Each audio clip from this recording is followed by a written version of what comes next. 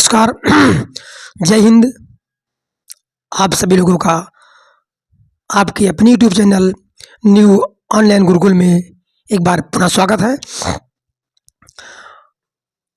हिंदी वर्णमाला से संबंधित हमने 2 वीडियो बना रखा है, आप लोगों ने देखा होगा। उसी टॉपिक पर एक और वीडियो आज बना रहा हूँ वर्णमाला के ऊपर। इसके बाद आगे देखेंगे और आप सभी लोगों से विनम्र प्रार्थना है कि चैनल पर यदि आप लोग नए हैं तो सब्सक्राइब जरूर करिए और दोस्तों में शेयर करिए। शेयर करना ना भूलें, लाइक कीजिए, कमेंट कीजिए। और आपको विश्वास दिलाता हूँ कि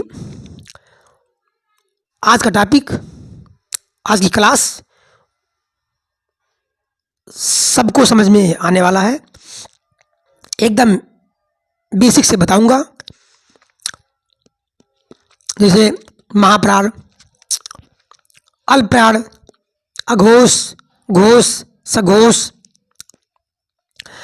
कितने होते हैं महाप्राण, तो एकदम पूर्ण रूप से ध्यान लगाकर देखिए वीडियो को।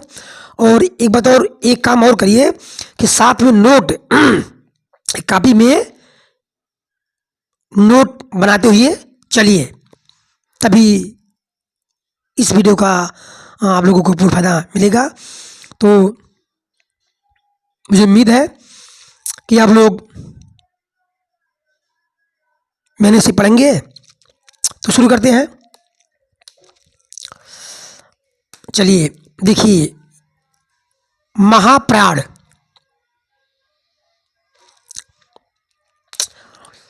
अब महाप्राण क्या है, किसे कहते हैं?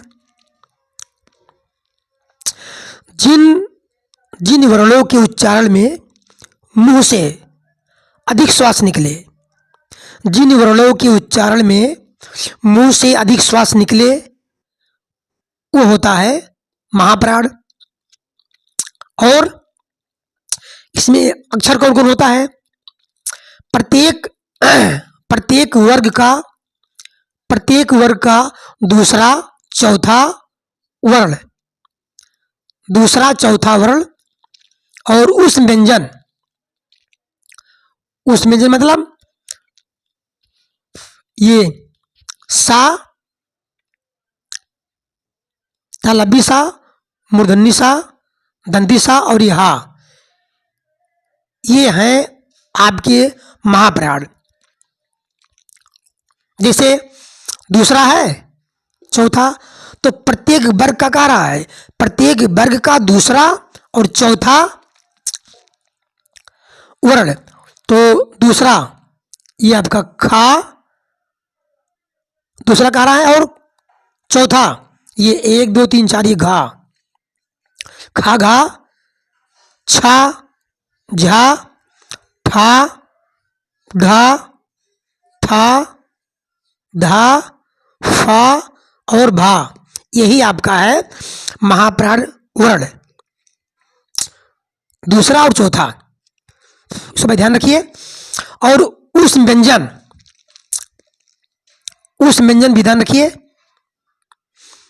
अब देखिए ये कितना है, ये 5 वर्ग है, तो 5 दूना 10, ये हो गया आपका 10, और 4 ये है उस व्यंजन, कुल मिलाकर के हो गया 14। अगर ये पूछा जाए कि कुल महाप्राण कितने हैं, तो कितने हैं? 14। ठीक, आगे देखिए। अल्पप्राण अब किसे कहते हैं? जिन वर्णों के उच्चारण में मुंह से कम श्वास निकले, उन्हें कहते हैं अल्पप्राण। अब कौन कौन होते हैं अल्पप्राण में? प्रत्येक वर्ग का पहला अक्षर, तीसरा अक्षर और 5वां अक्षर, ये होता है आपका अल्पप्राण। देखिए ये पहला, जो बचा हुआ है, पहला, तीसरा, पांचवा, पहला, तीसरा, पांचवा, ता वर्ग में टा, डा, अड़ा, ता वर्ग में ता, दा, और ना, पा वर्ग में पा, बा और मा। इसको भाई ध्यान से कॉपी में नोट बना लीजिए और एक बार, दो बार, तीन बार इसको रिवाइज कर लीजिए, बस याद हो जाएगा। और क्या है, अंतस्थ व्यंजन, अंतः व्यंजन कहिए या अंतस्थ व्यंजन कहिए, ये आपका, तो ये देखिए 1 2 3 4 5, ये कितना हो गया, 5 से 15, ये हो गया।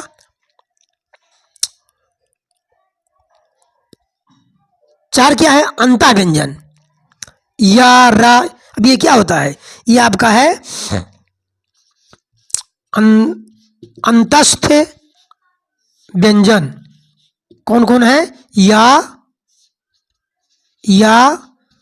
रा, ला, वा, ये आपका है अंतस्थ व्यंजन।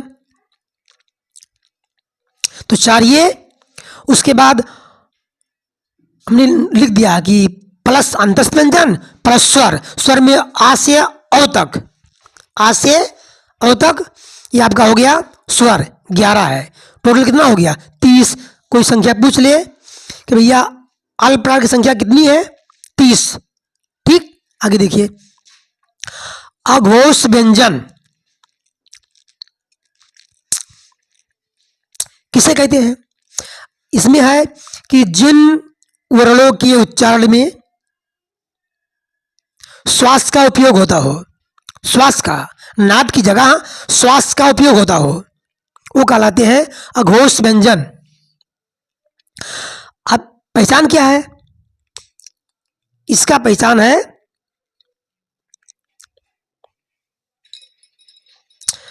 प्रत्येक वर्ग का पहला अक्षर, दूसरा अक्षर। पहला मतलब ये आपका देखिए, ये का पहला है, और दूसरा ये गा, खा पहला, और खा पहला, ता था और पाफा।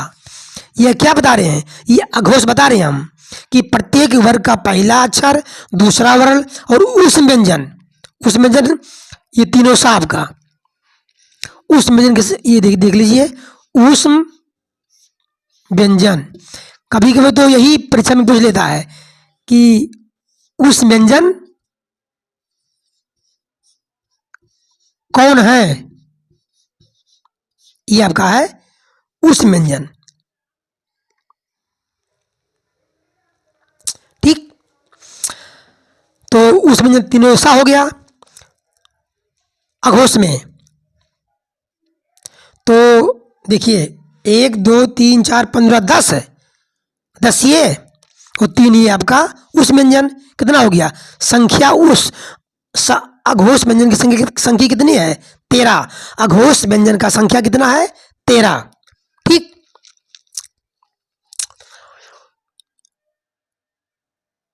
अभी जैसे एग्जाम में प्रश्न बनता है उसको भी बताऊंगा मैं, पूरे वीडियो में बने रहिए। ये हो गया आपका, क्या हो गया, अघोष हो गया, पहला दूसरा वर्ण उस व्यंजन, बस। अब देखिए घोष या सघोष, उसमें पहला दूसरा है तो उसमें रहेगा तीसरा, चौथा, पांचवा। वहां उस व्यंजन है तो यहां रहेगा अंतस्थ व्यंजन, और इसमें हा भी है। सघोष में यानी घोष व्यंजन में उस अंतः व्यंजन में हा भी है। स्वर आ से औ तक, यानी ये तीसरा, चौथा, पांचवा, ये 15 हो गया। देखिए ये आपका, ये तीसरा, चौथा, पांचवा, तीसरा, चौथा, पांचवा, तीसरा, चौथा, पांचवा, ये आपका तीसरा, चौथा, पांचवा। अंतः व्यंजन या, रा, ला, वा, और इसमें हा भी है तो 4 1 5 हो जाएगा, ये 5 हो गया, और 11 स्वर स्वर कौन है? आ से औ तक। ठीक, या अच्छा, संख्या कितनी होगी घोष की? 31। अगर संख्या पूछा जाए कि घोष या सघोष व्यंजन की संख्या कितनी है, तो ये है 31।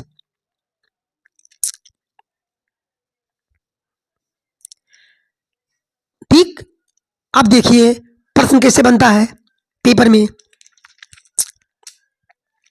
अब देखिए अल्पविराम में कौन कौन है? 1, 3, 5। 1, 3, 5। और अघोष में क्या है? पहला, दूसरा। अब कहने का मतलब देखिए, पहला यहां भी है और पहला यहां भी है।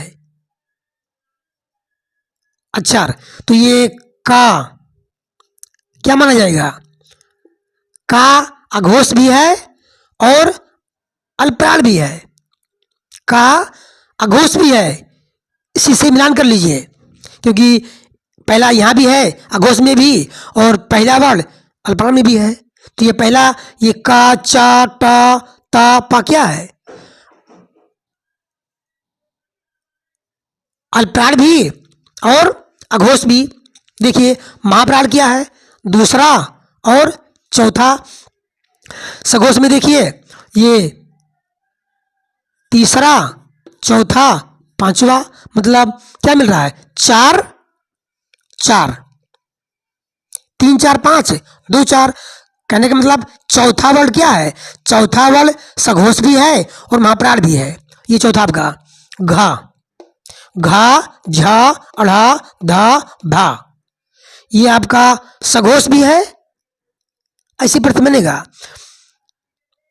पूछ लेगा कि निम्न में से सघोष महाप्राण व्यंजन कौन है? अगर ये आपको पता है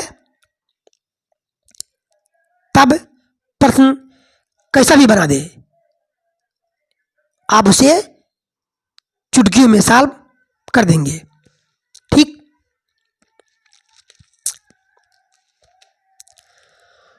तो मुझे उम्मीद है कि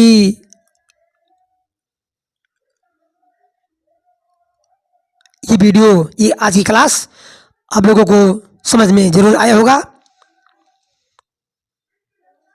तो अब यहीं ये क्लास समाप्त होती है। आप लोग मेहनत करते रहिए और वीडियो में यदि नए हैं तो भाई आपसे विनम्र निवेदन है कि चैनल को सब्सक्राइब जरूर करिए। इस क्लास में, इस चैनल पर एपीटेट, सुपरटेट, सीटेट की क्लास, शानदार क्लास चलेगी। और कुछ पूछना है, प्रश्न पूछना है, सवाल करना है तो भाई कमेंट में जरूर पूछिए। इसके लिए आप सभी लोगों का तहे दिल से स्वागत है। तो फिर मुलाकात होगी अगले वीडियो में। तब तक के लिए जय हिंद, राधे राधे, नमस्कार।